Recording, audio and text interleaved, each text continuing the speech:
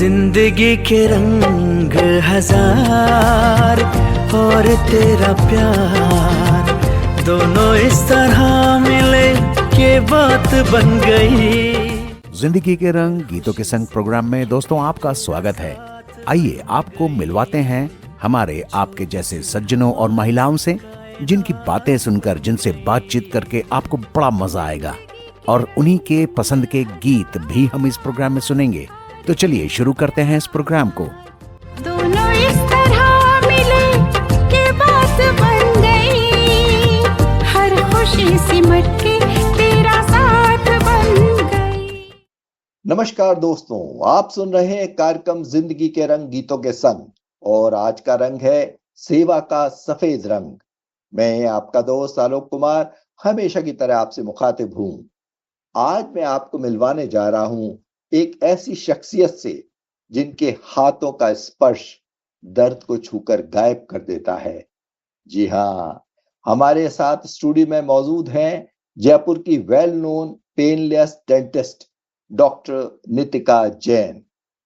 इनकी खास बात सिर्फ डेंटिस्ट्री में नहीं है, बल्कि पेशेंट्स के प्रति इनकी जेंटल अप्रोच, इनकी पेशेंस और इनकी दिल जीतने वाली केयर है।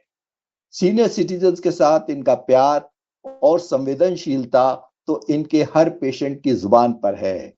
आज की बातचीत में हम जानेंगे कैसे पेनलेस डेंटिस्ट्री काम करती है, कठिन केसेस में ये क्या स्ट्रेटेजी अपनाती हैं और बच्चों व बड़ों के लिए क्या हेल्थ टिप्स देती हैं। साथ ही बात होगी इनके पर्सनल पसंद और नापसंद की, म्यूजिक, फेवरेट सॉन्ग्स और शायद आज हमारी किस्मत अच्छी हुई तो ये हमें अपनी फेवरेट गीत की 2 लाइनें भी सुनाएंगी। तो चलिए शुरू करते हैं आज का ये बहुत ही खास और मुस्कान भरा एपिसोड। डॉक्टर नितिका जैन, आपका हमारे स्टूडियो में बहुत बहुत स्वागत है। नमस्कार, मैं doctor Nitika Jain. Thank you Alok ji, मुझे यहाँ पे आपने इनवाइट किया है। A very good afternoon to all the listeners जो भी यहाँ पे आज सुनेंगे और अच्छी मुस्कान के बारे में जानेंगे। थैंक यू आलोक जी। तो शुरुआत करते हैं डॉक्टर नितिका, सबसे पहले हमारे श्रोताओं को अपने बारे में थोड़ा सा बताइए। दंत चिकित्सा में आने की प्रेरणा आपको कहाँ से मिली और कैसे मिली? जरूर, मैं आपको पहले बताना चाहूंगी कि मैं दिल्ली से बिलोंग करती हूँ। मेरा पूरा फैमिली दिल्ली में रहता है। मैं यहाँ जयपुर में सेटल्ड हो गई थी 2014 में। मेरी पढ़ाई बैंगलोर से हुई है, फिर मेरी पढ़ाई जोधपुर में मैंने मेरा पीजी किया, स्पेशलाइजेशन किया इम्प्लांट्स डेंटिस्ट्री में, गम्स सर्जरीज में। और मेरी फैमिली में एक्चुअली सब लोग बिजनेसमैन हैं और मेरे ग्रैंडफादर, मेरे बाबा जी का एक सपना था कि हमारी फैमिली में नेक्स्ट जनरेशन में एक एडवोकेट, एक इंजीनियर और एक डॉक्टर होना चाहिए। तो उसी सपने को पूरा करते हुए मेरे को वहीं से इंस्पिरेशन मिली कि मुझे भी एक डॉक्टर बनना है मेरी फैमिली में, ताकि मैं लोगों के लिए कुछ अच्छा सोसाइटी के लिए कर सकूं। तो वही मेरी एक इंस्पिरेशन थी कि मुझे डेंटिस्ट ही बनना है और लोगों को हंसते हुए, खाते हुए अपना लाइफ चलाएं, उसके लिए मैं डेंटिस्ट बनी। वाह, क्या बढ़िया सपना था आपका। ये सपना तो बहुत ही खूब है कि आप लोगों को हंसते हुए आप देखें और आप मतलब ऐसा इलाज करें, लोग मुस्कान हो लोगों के चेहरे पे। और आप बेंगलोर से भी हैं और आप बेंगलोर में भी आपकी स्टडीज हुई है, बड़ा मजा आ गया सुन के। अब ये बताइए, ये पेनलेस डेंटिस्ट्री और सीनियर सिटीजन फ्रेंडली केयर को आपने अपने काम का मुख्य हिस्सा कैसे बनाया है? सर, जनरली मैंने सुना है, लोगों का ये मानना है डेंटिस्ट्री बहुत पेनफुल होती है ना, और यही एक फोबिया रहता है जिसकी वजह से वो लोग अपना ट्रीटमेंट नहीं कराते। बट मैंने इस चीज को ही एड्रेस करते हुए ये अपना एक स्लोगन बनाया कि मेरा जो भी ट्रीटमेंट रहता है वो कंप्लीट पेनलेस रहता है। और ऑनेस्टली देखा जाए, जितना पेनलेस ट्रीटमेंट रहेगा, जितना हम लोग उसको जेंटली पेशेंट के लिए करेंगे, उतना वो पेशेंट्स अच्छे से उस ट्रीटमेंट को एक्सेप्ट करते हैं।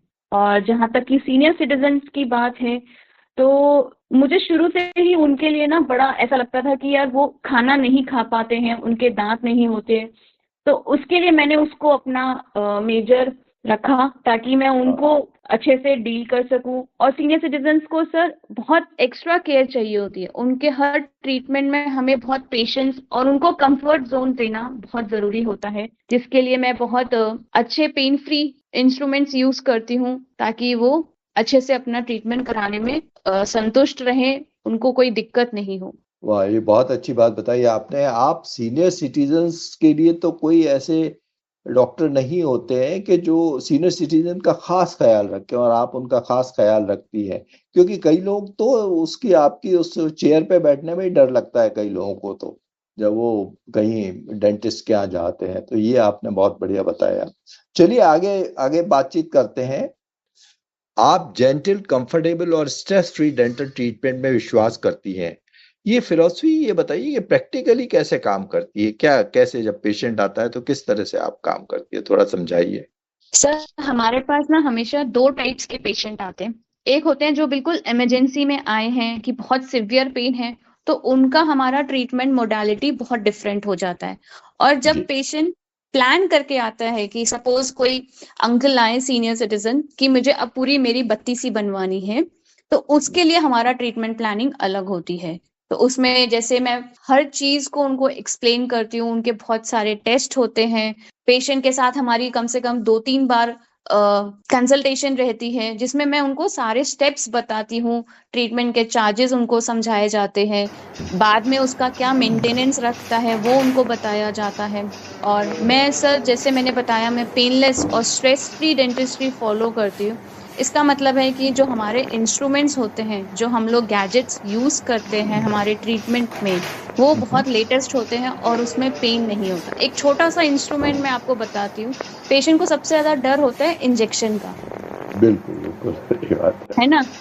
छोटा बच्चा हो या अडल्ट हो या पेशेंट बुजुर्ग हो, सबको इंजेक्शन का एक फोबिया रहता है डेंटल चेयर पे।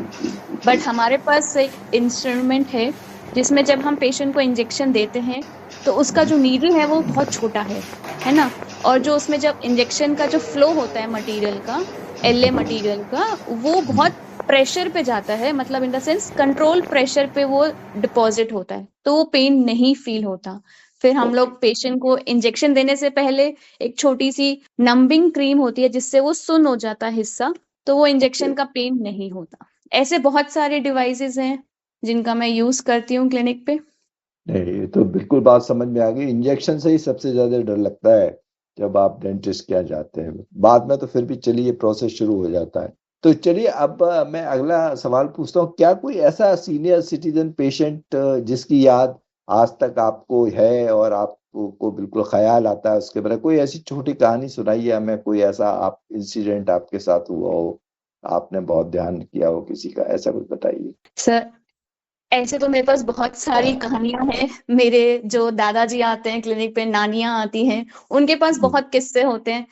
चलो मैं आपको एक किस्सा याद है जो मेरे को भी आ रहा है, मैं आपको बताती हूँ। एक बार एक दादी आई थी, है ना। मैं हर पेशेंट को दादी नानी ऐसे ही बोलती हूँ, है ना, क्योंकि उनको भी अच्छा लगता है। और ऐसी एक दादी आई थी, उनको अपना डेंचर बनवाना था। तो डेंचर बनवाते हैं तो इम्प्लांट्स होते हैं, तो उसमें बहुत सारे अपॉइंटमेंट्स होते हैं। तो उनका जब वो आई थी, उन्होंने मुझे ये नहीं बोला था कि मुझे डेंचर लगवाना है, उन्होंने बोला कि बेटा आप मुझे दाल बाटी खिला सकते हो क्या। मतलब उनका कहने का मतलब था कि अगर मेरे दांत लग जाएंगे तो मैं दाल बाटी खा दाल पाऊंगी। बाटी खा लूंगी, राइट। तो वो मेरे जहन में ऐसी बैठ गई बात कि मतलब हर इंसान को खाने का बहुत शौक रहता है, अगर दांत नहीं होंगे तो वो शौक अधूरा रह जाता है इंसान का, है ना। तो बिल्कुल। जब उनके वो दांत लग गए, मुझे आज भी याद है, वो जैसे ही उनके दांत लग गए, उन्होंने अपने घर पे दाल बाटी का डिनर रखा था, मुझे भी इनवाइट किया, और हमारे क्लिनिक पे सबके लिए वो दाल बाटी लेकर भी आई थी एक बार। तो एक ये चीज मुझे अच्छे से याद आती है सर। बहुत बढ़िया है, दाल बाटी वाली दादी, मतलब क्या हाँ बढ़िया किस्सा सुनाया आपने। सही बात है, दाल बाटी खाने के लिए भी ये दांत स्ट्रॉन्ग होने चाहिए।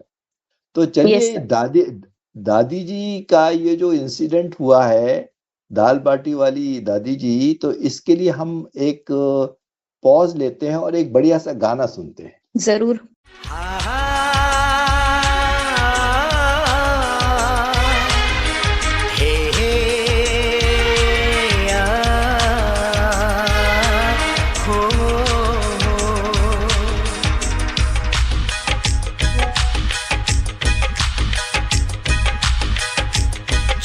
से प्यारी दादी माँ, चांद से प्यारी दादी माँ, जग से है निराली दादी माँ। उस घर में खुशहाली आए, जिस घर में हो ऐसी दादी माँ। चांद से प्यारी दादी माँ, जग से है निराली दादी माँ। उस घर में खुशहाली आए। अच्छा नितिका जी, अब ये बताइए, क्या कभी ऐसा हुआ है किसी पेशेंट के साथ इतना अच्छा बॉन्ड बन गया हो कि ट्रीटमेंट खत्म होने के बाद भी एक दोस्ती सी बनी रही हो, एक फ्रेंडशिप सी बनी रही हो? ऐसा कभी कभी होता है? हाँ सर, अक्सर ऐसा ही होता है। हमारे पेशेंट एक एक्सटेंडेड फैमिली के रूप में आगे तब्दील हो जाते हैं, जिसमें उनका आना जाना लगा रहता है। फिर उनकी तरफ से इनविटेशंस भी आते हैं, चाहे उनके घर में शादी हो, फेस्टिवल्स हो, उनकी तरफ से इनविटेशन भी आते हैं। मतलब मुझे ऐसा लगता है कि एक मेरी फैमिली है और एक मेरी डेंटिस्ट्री ने मुझे एक खूबसूरत एक्सटेंडेड फैमिली भी दी हुई है। वाह। अच्छा, जब आप ट्रीटमेंट करती हैं, कभी कोई ऐसा इमोशनल मोमेंट भी आता है, या कभी ऐसा लगता है कि भाई ये मैं परेशान सी हो गई हूँ काम करते हुए? ऐसा ऐसा कभी इमोशनल मोमेंट तो नहीं आता? ऐसा कोई आपके साथ अनुभव साझा करना चाहें कि आपको आज भी मोटिवेट करता है, ऐसा कभी लगा है? सर, इमोशनल जब हम ट्रीटमेंट कर रहे होते हैं ना, तो इमोशनल एक बैक ऑफ द माइंड में तो रहता है ना। लेकिन हम जितना उस चीज को प्रैक्टिकल होके ट्रीटमेंट करें ना पेशेंट के लिए, वो ज्यादा अच्छा रहता है सर। एक किस्सा मैं आपके साथ शेयर करती हूँ। मतलब अक्सर पेशेंट दर्द के साथ ही आते हैं, है ना, और वो दर्द देख के मैं अपने दर्द भूल जाती हूँ। जब पेशेंट के साथ रोज सुबह से शाम तक इतने दर्द में और इतने, मतलब उनके अलग ही दर्द होते हैं, फिर मुझे ये नहीं रहता है कि मेरे घर में फैमिली में क्या है, वो सब मैं भूल जाती हूँ। मतलब क्लिनिक पे आती हूँ तो एक अलग जोन में रहता है मेरा सर हमेशा। हाँ, मतलब आप ये कहना चाह रही कि आप बिल्कुल एक तरह से डिटैच हो जाती हैं। सही बात है, डॉक्टर को डिटैच होके ही काम करता है तो उसका काम पे पूरा ध्यान रहता है। बहुत सही बात बता रही हैं आप। तो चलिए, इसी बात पे हम एक गाने के लिए रुक जाते हैं। चल अकेला चल अकेला चल अकेला, तेरा मेला पीछे छूटा राही चल अकेला। चल अकेला चल अकेला चल अकेला, तेरा मेला पीछे छूटा राही चल अकेला।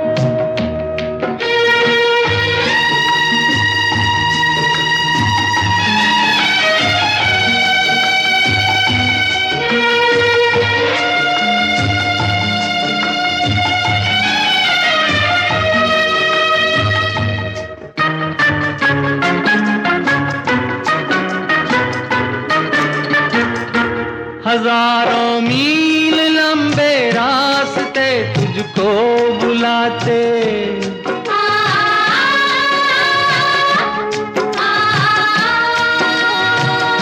यहाँ दुखड़े सहने के वास्ते तुझको बुलाते।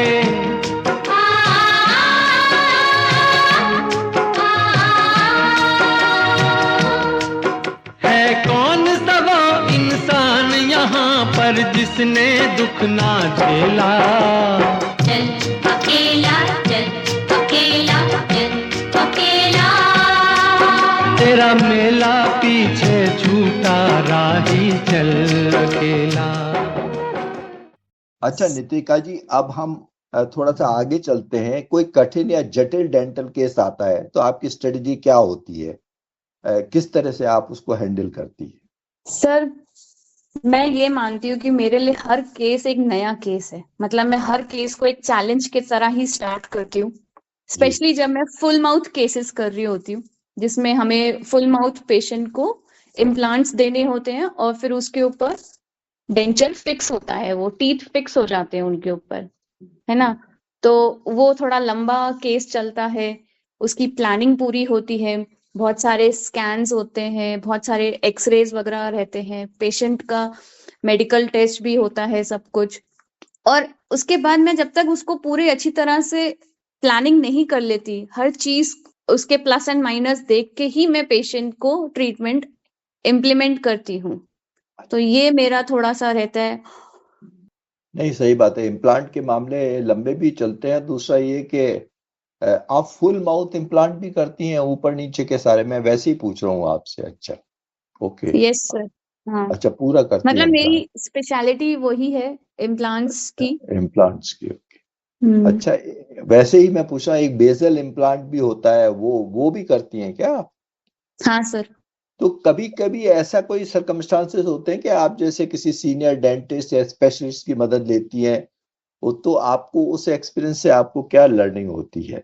बिल्कुल सर। मतलब जो मेरी टीम है, मतलब जिनके, मैं डॉक्टर संदीप टंडन के साथ क्लिनिक पे काम करती हूँ सर, हम लोग अच्छा, पार्टनर्स हैं, है ना। अच्छा। सर के साथ मुझे आज 10 साल हो गए काम करते हुए। और सर मेरे गॉडफादर, मेरे गुरु, मेरे सीनियर हैं बहुत, हम्म, है ना। और जब हाँ, हाँ। बट हम नाइट ब्रशिंग को इतना सीरियसली नहीं लेते। अगर हम्म, अपन सिर्फ नाइट ब्रशिंग अच्छे से कर लेना तो उससे बहुत सारी प्रॉब्लम्स खत्म हो जाती है। ओके। दूसरा, ब्रश जो हम यूज कर रहे हैं, हर पेशेंट के लिए अलग अलग ब्रशेस भी होते हैं। किसी को हार्ड ब्रश एडवाइजेबल है, किसी को सॉफ्ट ब्रश एडवाइजेबल है। तो हम्म, डिपेंडिंग ऑन सिचुएशन हम लोग सजेस्ट करते हैं। फिर एक होता है फ्लॉसिंग। अगर आपने सुना है सर फ्लॉस के जी, बारे में, हाँ, हाँ, हाँ। वो तो जो यू फ्लॉस और ऐसे दो तीन तरह के फ्लॉसेस आते हैं जो यस दांतों में सर। फंस जाता है। इंटरडेंटल भी आता है, शायद इंटरडेंटल भी कुछ आता हाँ यस सर। है। तो ये एक फ्लॉसिंग जो होती है ये बड़ी मैंडेटरी है, क्योंकि हम्म, नॉर्मल ब्रशिंग से तो सिर्फ टीथ के आगे और पीछे के सरफेस क्लीन होते हैं। Right, right, right. टीथ के बीच में क्लीनिंग के लिए सब फ्लॉसिंग होती है। फिर एक आदत जो होती है ना इंटरमिटेंट स्नैकिंग की, बच्चों की आजकल स्पेशली अडल्ट्स में, कि कभी भी कुछ भी खा लिया, राइट, राइट, राइट।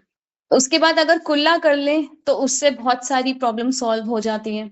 सिर्फ आप खाने के बाद कुल्ला कर ले।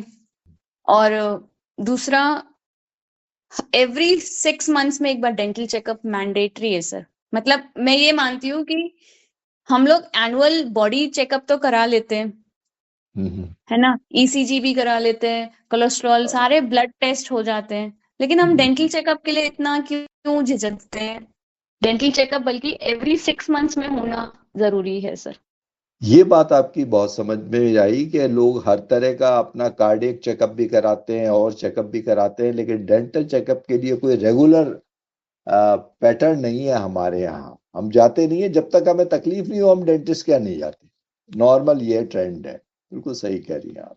यही यही धन्यवाद। थिंकिंग चेंज करनी है सर हमें, यही हम्म। थिंकिंग हम चाहते हैं कि चेंज हो, कि इंसान बिना पेन के भी आए ना हमारे पास कभी।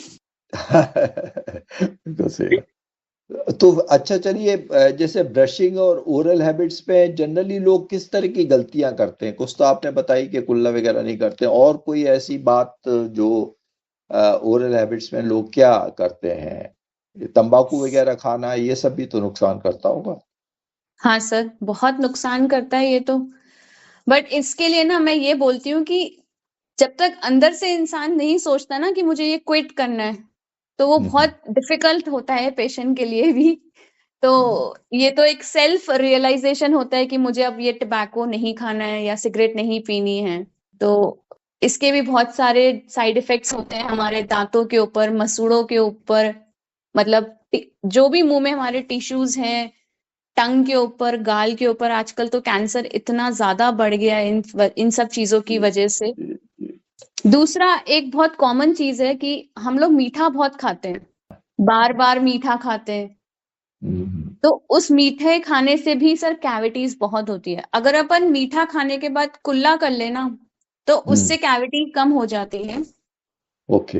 एक तो ये मतलब आप एक साथ ले ले, मीठा खाने में कोई बुराई नहीं है, ऐसा सबको ही पसंद है मीठा, भी मुझे भी खुद भी बहुत पसंद है मीठा, लेकिन बार बार नहीं, मतलब वो फ्रीक्वेंसी आपकी कम रहनी चाहिए इसकी शुगर की। एक सबसे इम्पोर्टेंट सा जो हम सबसे ज्यादा इग्नोर करते हैं कि हम अपने दांतों को ना एक टूल के जैसे यूज कर रहे हैं।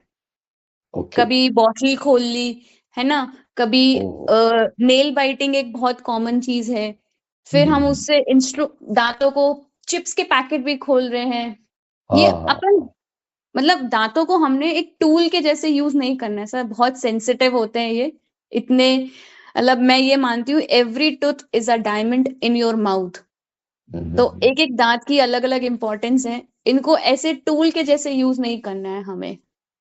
नहीं, ये बात आपने बहुत अच्छी बताई कि लोग वो खोल लेते हैं, बॉटल का जो ऊपर का वो होता है उसको खोलने की कोशिश करते हैं, ढक्कन, उसको यस खोलने की यस। कोशिश करते हैं। ये बहुत लोगों में आदत होती है, और वो कभी हार्ड होता है, मेटेलिक होता है, तो कई बार लग भी जाती है मुंह में, राइट। यस आते हैं ना पेशेंट्स, हम लोग तो एक्सपीरियंस देख रहे हैं, मतलब एक्सपीरियंस हो रहा है हर चीज का कि दांत कैसे कैसे टूट रहे हैं आजकल। चलिए, ये बात तो आपने बहुत अच्छी बताई। अब नितिका जी आते हैं आपकी कुछ पसंद नापसंद की तरफ। आपने बताया आपको ट्रैवलिंग, कल्चर्स और नए लोगों से मिलना बहुत पसंद है। तो ये क्या, ये अनुभव है आपको काम पर भी असर डालते हैं, या कैसे इसे आप एंजॉयमेंट के लिए करती हैं? बताइए कुछ इसके बारे में। सर जब मैं ट्रैवल करती हूँ ना तो वो एक तरह से मेरे लिए ब्रेक होता है, और मेरी मोस्टली ट्रैवलिंग ना एक कॉन्फ्रेंस के साथ एसोसिएटेड होती है, इन द सेंस कि मेरा वहां पे उस टाइम पे ट्रैवलिंग में कॉन्फ्रेंस होती है जहाँ पे मैं कुछ ना कुछ नया सीख रही होती हूँ। तो एक क्लिनिक से ब्रेक भी हो जाता है मेरे लिए और लर्निंग भी हो जाती है, तो दोनों चीजें एक साथ रहती है मेरी। और नए लोगों से तो मिलने का अलग ही आनंद होता है, आप उनके बारे में जानते हो। कई बार क्या होता है सर, आप कहीं नई जगह जाते हैं तो लैंग्वेज का भी अलग होता है, और फिर जब उसी स्टेट से कभी कोई पेशेंट आ जाता है ना क्लिनिक पे, जैसे मैं एक बार गुजरात घूमने गई थी और उसके बाद फिर गुजरात से कोई पेशेंट आया, तो एक आप उनके साथ वो सब चीजें डिस्कस करते हो ना बातों बातों में, तो उनको भी बड़ा कॉन्फिडेंस अलग लेवल का आता है। ये चीजें क्लिनिक में डेंटिस्ट्री में मैटर करती है, कई बार कुछ नई नई चीजें सीखने को मिल जाती है। नहीं, सही बात है। एक पर्सनल टच जब हो जाता है आपकी बातों से, आप गुजरात से कोई आया है, आप उससे वहां की किसी चीज को डिस्कस करेंगी, कोई मॉन्यूमेंट को डिस्कस करेंगी, वहाँ के डांस को डिस्कस करेंगी, गरबा को डिस्कस करेंगी, तो एक बॉन्डिंग सी बन जाती है, बड़ा अच्छा लगता होगा। श्योर। खाने के बारे में भी डिस्कशन हो जाते हैं कई बार। हाँ, गुजराती खाना भी बहुत अच्छा है, वहाँ की कढ़ी बड़ी अच्छी लगती है, गुजराती हाँ कढ़ी बहुत अच्छी होती है। अच्छा, अब ये बताइए कि क्या आपको म्यूजिक और फिल्म्स का भी शौक है? कोई पसंदीदा सिंगर या कोई मूवी? चलिए, उसके बारे में हमें बताइए।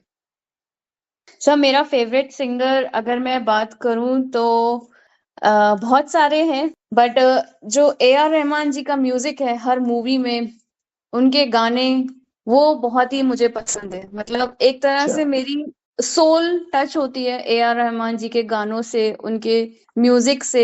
मेरे क्लिनिक पे मतलब एक बैकग्राउंड में म्यूजिक चलता रहता है, वो पेशेंट चलिए। के लिए भी बड़ा रिलीविंग रहता है, और मुझे तो उससे अलग से वाइब्स आती हैं जब भी क्लिनिक पे गाने चल रहे होते हैं। पेशेंट को भी बहुत कंफर्टेबल हो जाता है, मेरा मतलब एक म्यूजिक थेरेपी रहती है क्लिनिक पे। तो आपके यहाँ हमेशा म्यूजिक चलता रहता है? चलिए, ये तो बहुत ये बढ़िया बात है। ये भी एक चीज मेरे को एक बार पेशेंट ने ही सिखाई थी कि अच्छा। एक बार एक दादी जी आई कि उनका जब सर्जरी चल रहा था, तो उन्होंने बोला कि बेटा अगर आप कोई भजन या कोई ऐसी चीज लगा दे, ऐसा हो सकता है क्या? तो मैंने कहा जरूर आंटी। तो उनके लिए फिर वो एक बार पूरे उनके सर्जरी के दौरान गायत्री मंत्र या कोई ऐसे भजन उनके कृष्ण जी के, मतलब ऐसा होता है कभी कभी सर। तो आपने कभी मंच पर या स्टेज पे कोई परफॉर्मेंस दी है? अगर दी हो तो बताइए, कैसा एक्सपीरियंस रहा आपका? सर मैंने स्टेज पे परफॉर्मेंसेस तो दी है, लेकिन सिंगिंग से रिलेटेड नहीं रही है वो। अच्छा। वहां पे भी मेरा काम ही मेरे को ले जाता है स्टेज पे भी, कि मैंने लेक्चर्स बहुत दिए, कॉन्फ्रेंसेस में मैंने मेरे केसेस प्रेजेंटेशन दिए, बट अच्छा, सिंगिंग का नहीं रहा कभी सर। तो सिंगिंग पसंद तो है आपको, गाने पुराने पसंद है या नए पसंद है? आपने जैसे अभी बताया ए आर रहमान का गाना आपको पसंद है, तो हम्म। अगर हम आपसे ये कहें कि कोई, आप कंफर्टेबल हो तो कोई अपने फेवरेट सॉन्ग की 2 लाइनें हमारे को ऐसे ही गा के सुनाइए, तो आप सुना सुना देंगी ना? सर गाना थोड़ा सा डिफिकल्ट हो जाएगा। तो और कुछ कोई भी चीज आपको, जो कोई कविता की 2 लाइनें हो या कोई शेर व शायरी हो, ऐसा कुछ आपको अगर कंफर्टेबल हो तो सुना दीजिए। नहीं सर, मैं गाने तो नहीं गा पाऊंगी। चलो चलो, कोई बात नहीं, तो फिर हम आपको एक अच्छा सा गाना सुनाते हैं यहाँ, ठीक है? हम एक हाँ। गाने के लिए रुक जाते हैं। तेरी पायल मेरे गीत, तेरी पायल मेरे गीत, तू सरगम है मैं संगीत, तू सरगम है मैं संगीत, तेरी पायल मेरे गीत।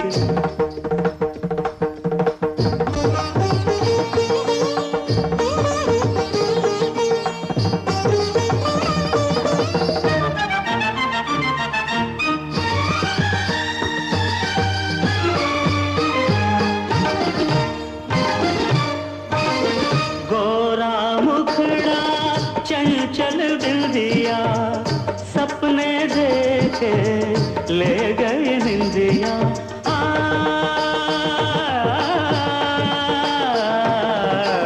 गोरा मुखड़ा चंचल बिंदिया, सपने देखे ले गए निंदिया, मन की हार है प्यार की जीत, मन की हार है प्यार की जीत, तेरी पायल मेरे गीत। डॉक्टर होने के साथ साथ फैमिली लाइफ भी मैनेज करनी होती है।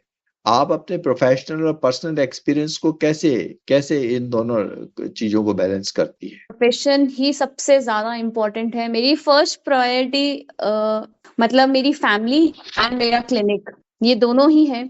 और जब मैंने ये डिसाइड किया था कि मुझे सिर्फ प्रोफेशनल लाइफ को ही आगे कंटिन्यू करना है, मेरा डेंटिस्ट्री जो मेरा पैशन है इसी को ही कंटिन्यू करने के लिए, एंड करा है मैंने इसको भी। और इसके लिए मैंने शादी भी नहीं की, तो ये चीजें मेरे लिए बैलेंस करना थोड़ा इजी हो गया उस चीज को, कि जब मैंने शादी नहीं की तो मेरे लिए सारा टाइम मेरा क्लिनिक पे।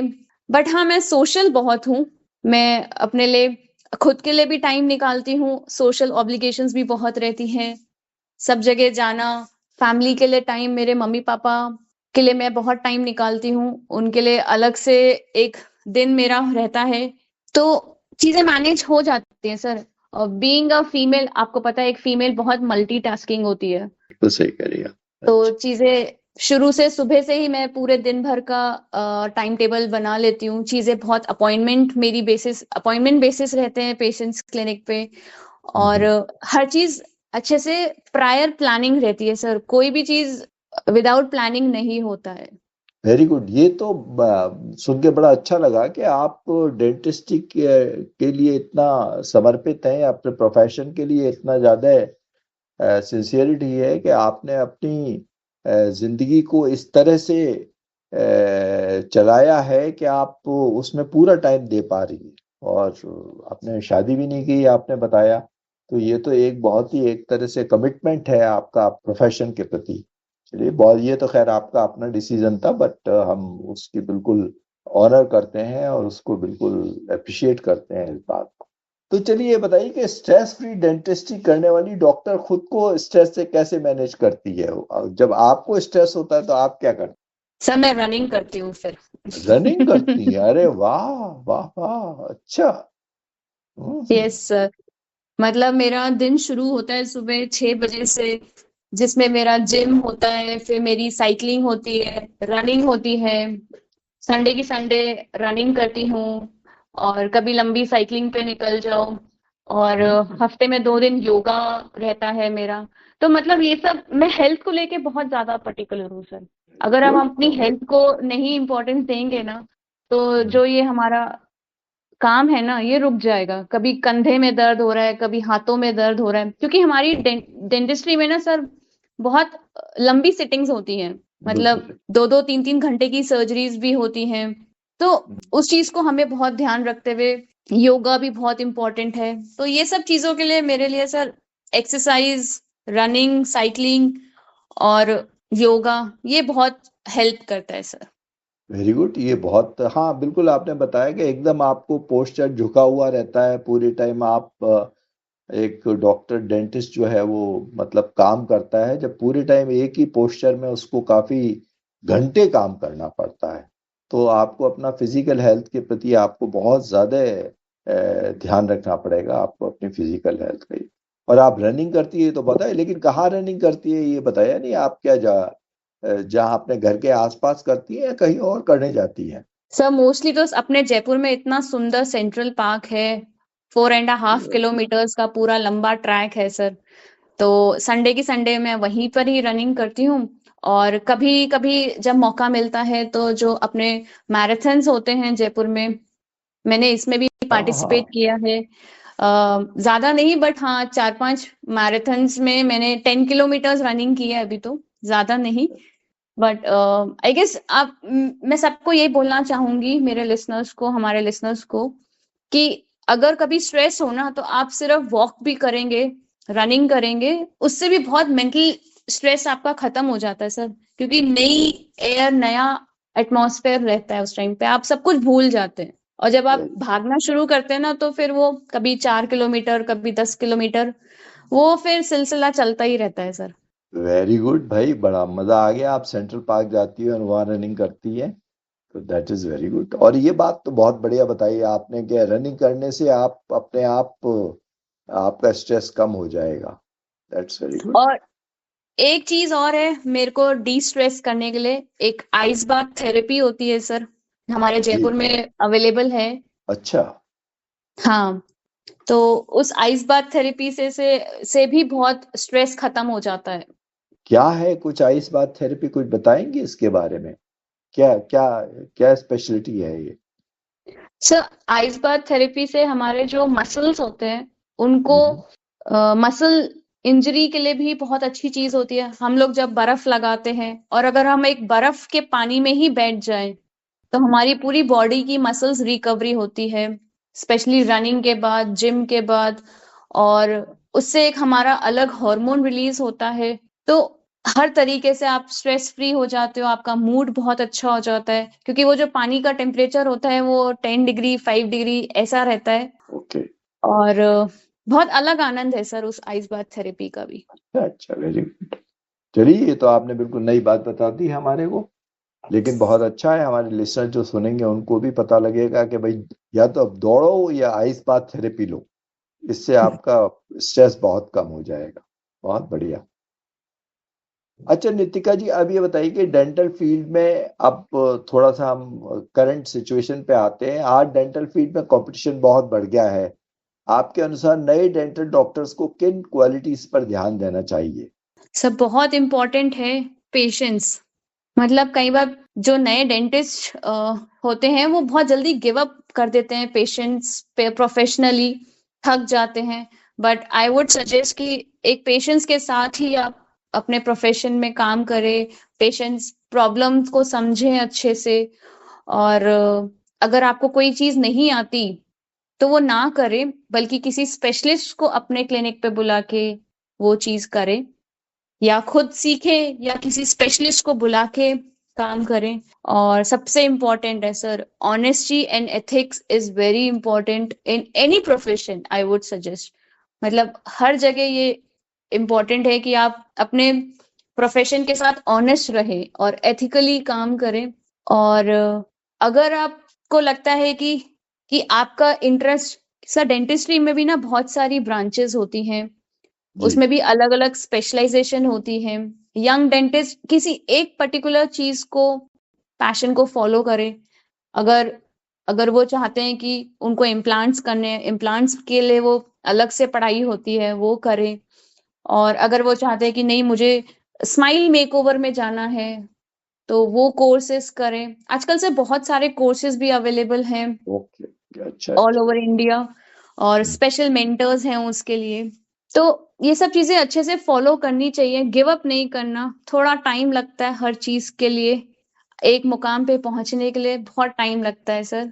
चलिए बिल्कुल सही बात है, बहुत अच्छा मैसेज दिया आपने। तो चलिए यहाँ हम रुक जाते हैं और एक गाने का आनंद लेते हैं।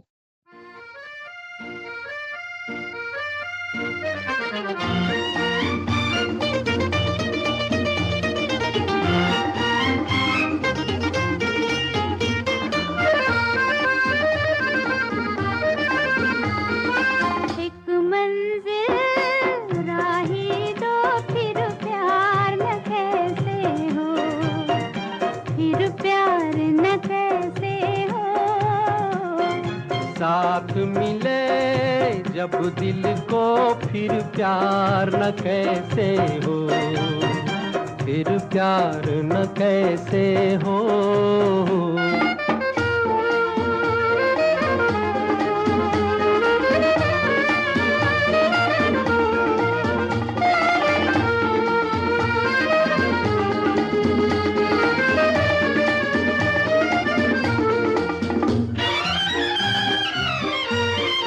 हम भी वही है, दिल भी वही है, धड़कन मगर नहीं है। देखा तुमीत आँखों में प्रीत, क्या रंग भर गई है, हाँ क्या रंग भर गई है। एक मंजिल राही दो, फिर प्यार न कैसे हो, फिर प्यार न कैसे हो।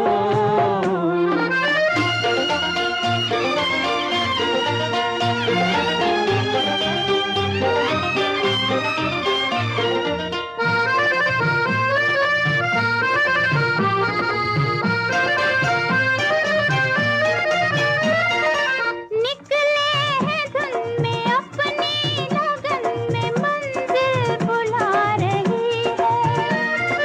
ठंडी हवा भी अब तो मिलन के नगमे सुना रही है, ओ नगमे सुना रही है। एक मंजिल राही दो, फिर प्यार न कैसे हो, फिर प्यार न कैसे हो।